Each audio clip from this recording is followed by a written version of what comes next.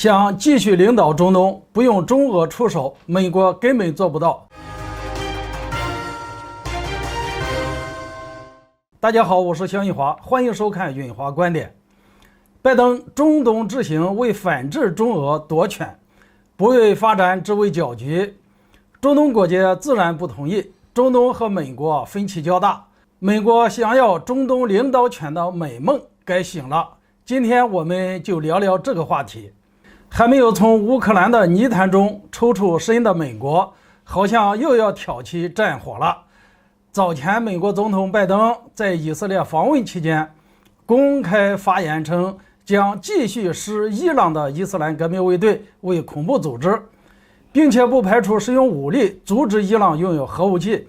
一时之间，中东地区颇有山雨欲来风满楼的压迫感。不过拜登现在还敢对伊朗动手吗？答案呢，显而易见。美国如果真敢对伊朗出手，恐怕早就大军压境了，哪怕会像现在一样只是口头威胁。俄乌冲突拖垮了美国半条命，通货膨胀又使得美国经济一蹶不振，如今也只能君子动口不动手了。而拜登的口头警告更多的是向中东地区宣示主权。据中新网报道，拜登在接受记者采访时表示，美国会继续保持在中东的领导力，不会允许中俄填补真空的权利。对于拜登的发言，中方则是直接回应，中东是中东人民的中东，不存在权力真空，中东人民更希望能和平稳定。自拜登上台以来，仿佛真把美国当成了全世界的领导人，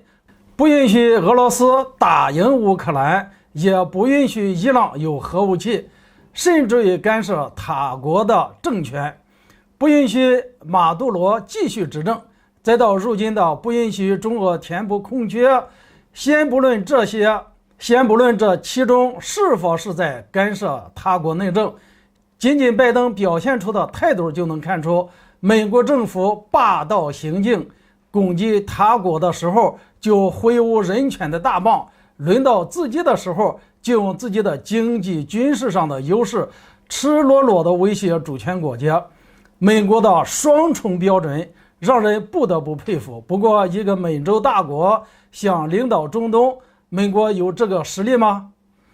拜登觉得美国有实力，不过被领导的中东国家却不这样想。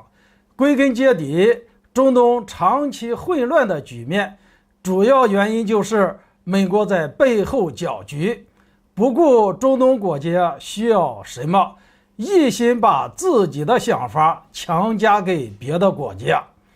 拜登访问以色列期间，与以色列、印度和阿联酋举行中东版的四方会谈，美国国内还特意将会谈和亚太四方对话机制、澳英美三国联盟相提并论，完全就是中东版的抗中联盟。结合拜登的发言，不难看出，这就是防止中俄填补真空的手段，也是有可能把中东也拉进火坑的举动。俄乌冲突就是前列，如今拖中东下水，中东人民自然不会答应。据中青网报道，沙特政治专家阿拉艾德指出，海湾国家对美国的不信任已经成为常态，美国在中东的影响力衰落已是不争的事实。拜登在中东地区挑动争端的迫切心情，也能证实沙特专家的观点。如今的美国为了获得中东的支持，不断制造紧张的气氛，妄想靠外部的压力逼迫中东倒向美国。不过此举却起了反作用，让中东更加不信任美国政府，所以拜登想领导中东的美梦怕是做不成了。而曾经和美国交好的中东盟友沙特也走到了美国的对立面，不顾美国的反对，大量进口俄罗斯的石油。据媒体报道，沙特今年2季度从俄罗斯石油进口量超过去年1倍多。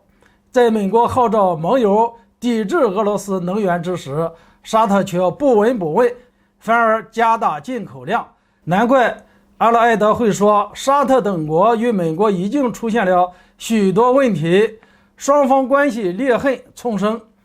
如同中东所说的一样，中东是中东人民的中东，美国却想争夺领导权。若是美国带来的是和平和发展，那中东国家或许也没有这么大的抵触情绪。可惜拜登却是想把中东拉进战火中，送入火坑里，自然会遭到中东人民的反对，也就无可厚非了。这个话题就聊到这里，欢迎大家留言交流，下次见。